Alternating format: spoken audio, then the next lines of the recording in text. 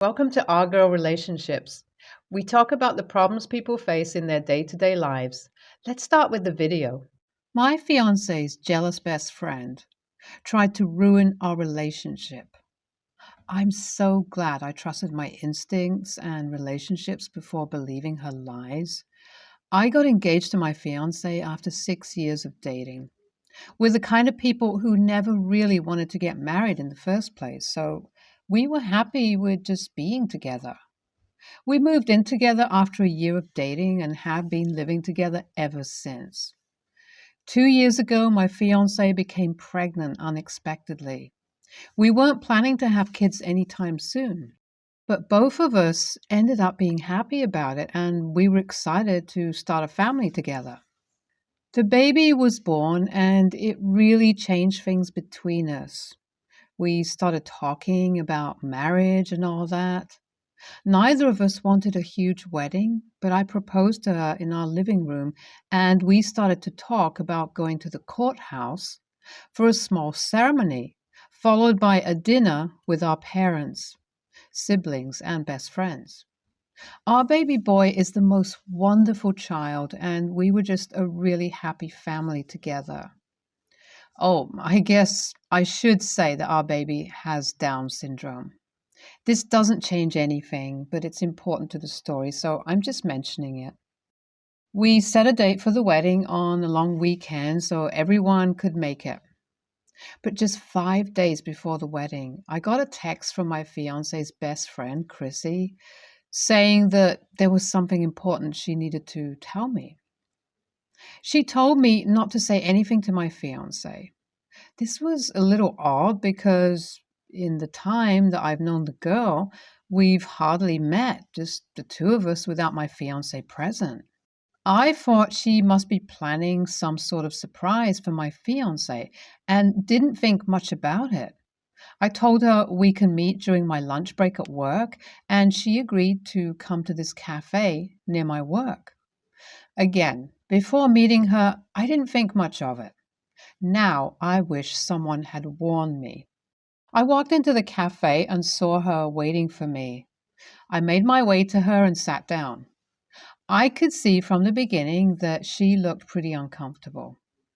I asked her if everything was fine, and she said that she has to tell me something difficult.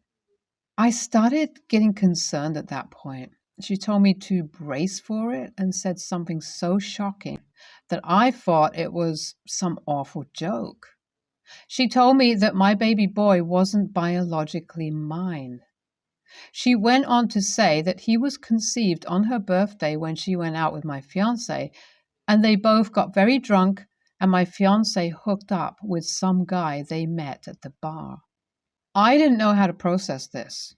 At first, I completely refused to entertain such thoughts. I know my fiance, she's the love of my life, and she would never do something like this. I told this to Chrissy, and she told me that she's sorry to say this, but it's the truth, and she's sure of it. She told me that my fiance was certain and felt so guilty that she wanted to get married and raise the child with me. Chrissy also said that's the only reason she started talking about marriage out of nowhere, even though she has never been the type of person who ever wanted to get married. This is the point where I started getting paranoid. I still couldn't believe that my fiance would do something like this, but she's indeed the one who first started talking about marriage after our baby was born. Also, Chrissy and her do go out sometimes and get a little too drunk. The birthday night she was talking about was one such day when my fiance didn't come back home at the end of the night. I was sure that she had just stayed the night at Chrissy's place, but everything I had just heard made me paranoid. Chrissy told me that my fiance had been in contact with the guy after she had found out about the pregnancy and that the baby would be born with Down syndrome. He didn't want to be a part of the baby's life, which made her scared and made her start thinking about marriage because it would be incredibly difficult to raise a baby with special needs as a single mom. She said that my fiance was starting to feel bored of me and had complained about it before as well. All the time I've been with my fiance, I've never felt suspicious of her at all. I had a beautiful family. We were about to get married. Everything was perfect before that conversation. I told Chrissy that I needed to get out and clear my head and walked out. I'm not going to get into details about my mental state at the time, but I spiraled pretty badly. I didn't know what to do. The wedding was in just a few days. I didn't want to talk to anyone about this, so I decided to just search for my questions on Google. The first thing I saw on sites like Reddit and Quora was paternity testing. At that time, that seemed like my best option. But again, I was dreading the conversation I'd have to have with my future wife regarding this. I know I should have talked with her, but I decided to conduct the paternity test in secret. What followed was 2 days of pure agony. But guess what? The paternity test came out positive. My baby boy was mine. The relief I felt was unreal. But then, what the hell was Chrissy talking about? I decided I had enough of living in paranoia and made up my mind to talk to my fiance about it. I knew it would not end well, but at that point, I felt like my options were pretty limited. I came back from work early that day, and after putting the baby down for the night, I told my fiance that I had to tell her something. I started from the day when Chrissy texted me and said everything, including the paternity test. It was pretty bad. As expected, a lot of tears were shed.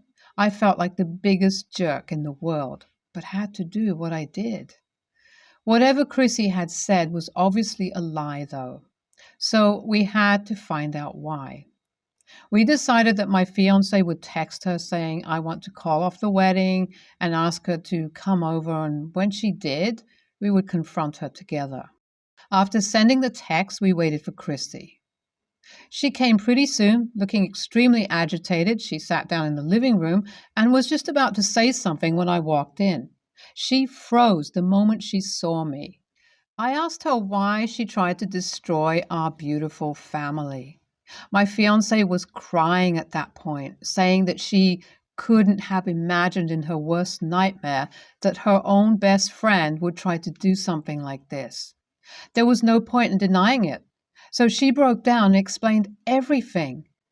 She told us that she was jealous of our family because nothing like that ever happened to her and no one ever wanted to be serious with her. She planned to feed both of us lies and make us call the wedding off. I'm saying everything like she just told us everything. But trust me when I said it was incredibly difficult. She came over at around 9, and by the time she left, it was after midnight. My fiance and I are just processing everything. Chrissy begged her to forgive her, but obviously that's not happening. Then she got bitter and said that if our relationship was so great, then I wouldn't have gotten the paternity test in the first place. This hurt my fiance, and she started crying. I understand her perspective. We're confused about what to do. We don't want to call off the wedding, but things are not really great between us. I thought maybe posting on Reddit and hearing your opinions would help. AITA for getting the paternity test? Chrissy and my fiance met after she had started dating me, so she met us when we were already in a good place in our relationship. We never knew that she was jealous of us. I've talked to my fiance, and apparently she had mentioned a few times how nice it is to see our family and that she wished to have something like that for her own. But my fiance didn't think anything of it. We have cut all contact with her. I mean, it has just been a day, but that's how we want to proceed. The worst part? That woman is the godmother of our child. It's just so sad. The wedding is just a day away and we still don't know what to do. Both of us still love each other and we've just decided that we'll wake up in the morning and then decide what to do and tell our friends and family. If we do go forward with the wedding, we'll have to explain Chrissy's absence as well, which is just going to be unpleasant. We decided to go forward with the wedding. I'm a married man now, Reddit. I mean, it was hardly a wedding in the first place. We just signed the papers and it was done. That morning, we woke up, looked at each other, and just knew that we want to spend our lives together. I apologized to my wife. Feels so great to say wife. Again for the paternity test and doubting her even for a second. Told her I love her, and she said that even though she's hurt, she still loves me and believes that we can move past this. We decided to cancel the small dinner party, though, because we just didn't have it in us to explain to everyone about Christy. We called our parents and friends and told them we'll make up for it real soon, and everyone was understanding. The wedding was a week ago, and we've planned to have a nice dinner tomorrow evening with our loved ones.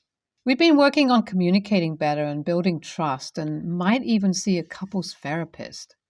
Our son just makes everything easier. One look at his face, and I have the courage to do anything for keeping this family together. Christy showed up at the dinner party. I think I told you guys about the dinner party in my last update. Anyway, we decided to go to a small Italian restaurant we've loved for years.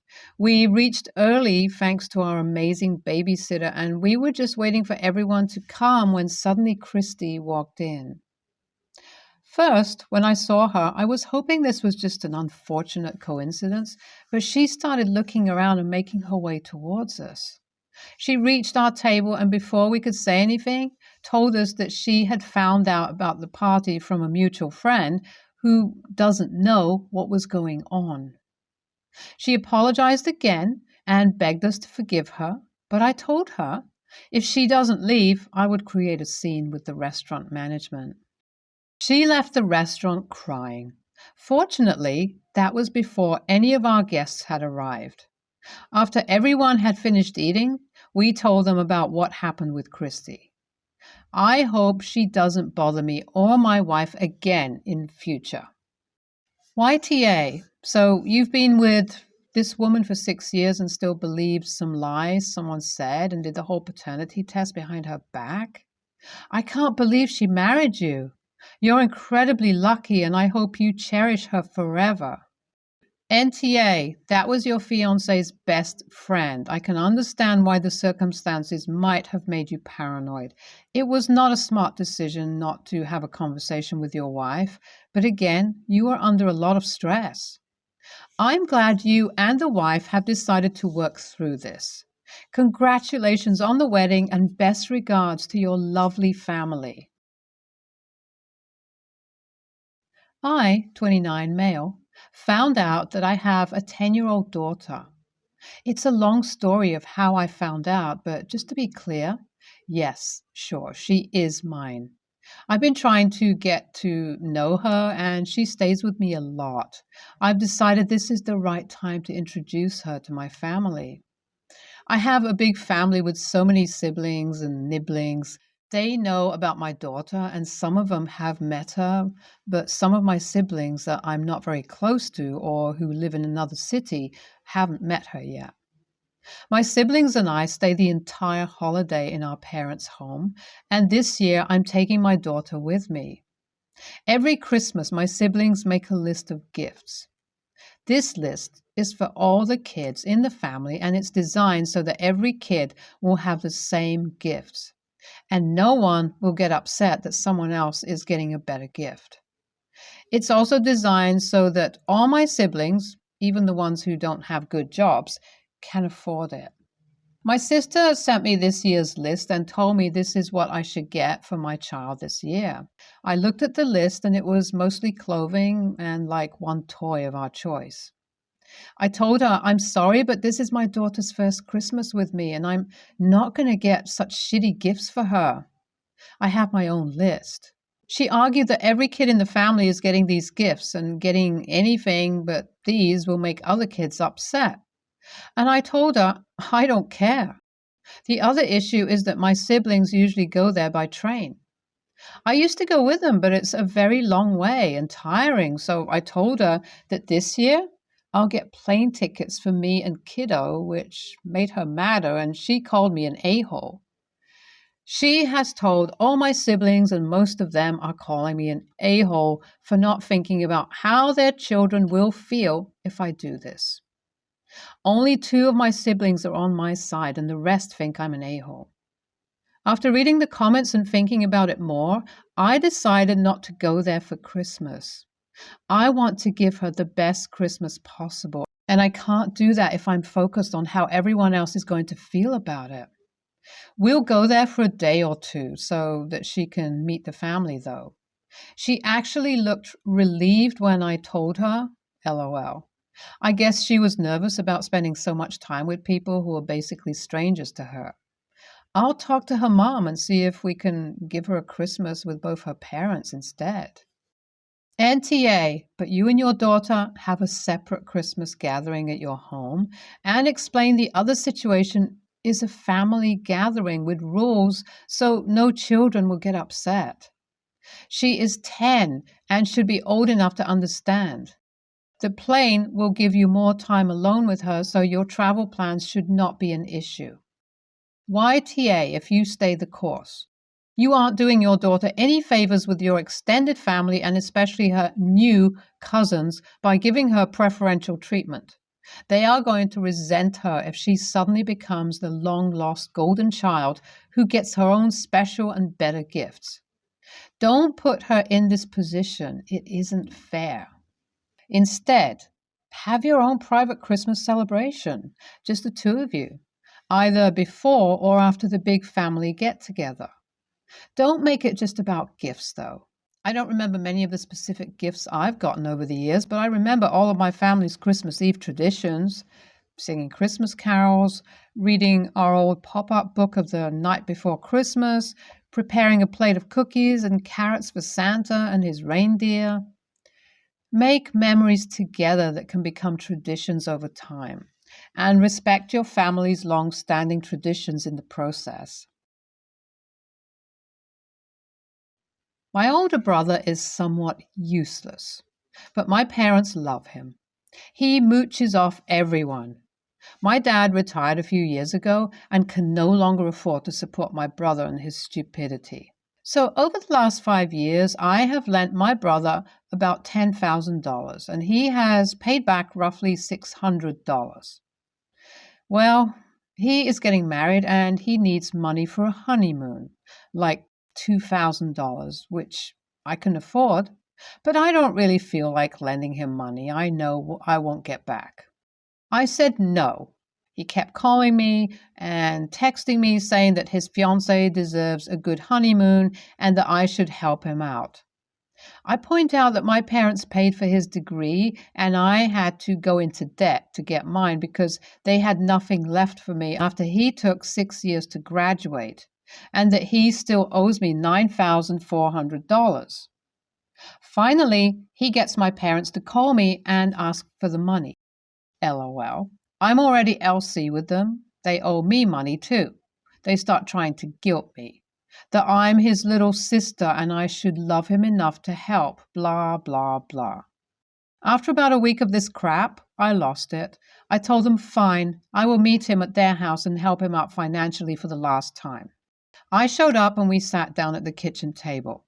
I pulled out all the contracts that I made him sign when I lent him money. I also pulled out a printed copy of the check he paid me the $600 with. I said he had a choice. I could lend him the $2,000, but they had to pay me back when he owed me first, or I could tear up all of his debt to me. Huge fight. I'm an a-hole for being so mercenary. How dare I treat family in such a transactional manner? I am a terrible person for letting him think I was going to help. Did I want to make them homeless by asking them for the $30,000 that they owed me too? Blah, blah, blah. I said to call me when they decide. Now I'm getting crap from my family because they are telling everyone that I won't help out the family. I'm a terrible daughter and sister. So I started asking everyone how much they were going to pay for his honeymoon. No, no, we don't mean that we should help. Just you. You're his sister. Okay. Which of you guys is paying off what he owes me already? Radio silence. But I found out from my cousin that they are all talking about me behind my back. LOL. I don't care. I feel kind of shitty for getting his hopes up, though. Am I the a-hole here? He didn't pick, so he still owes me money. I have signed loan agreements with all of them. So, God forbid my parents die. I get paid before he gets anything from the estate. NTA, but your entire family certainly is. Do not lend any more money out. I could care less if your brother's fiancée deserves a nice honeymoon. That's his problem. And if she doesn't like it, well, that's too damn bad. You are surrounded by AH and leeches. Don't let them guilt you. Better yet, I would cut these people out of your life. They're just toxic. NTA, your mother and father were hoping to dump your brother off on you. Your brother is a useless bum enabled by his family. They want to get him married and make it even harder for you to say no. You are the only sane individual in your family. It's outrageous how they practice predatory manipulation on you and accuse you of being coldly transactional with them. Your brother's idiocy and the complete lack of improvidence he shares with your parents is not your problem. They're going to put you out in the street hoping you keep their standard of living up. I would give them all the finger and tell them it was nice knowing you. This is patriarchal entitlement and a sexist-based financial abuse scheme.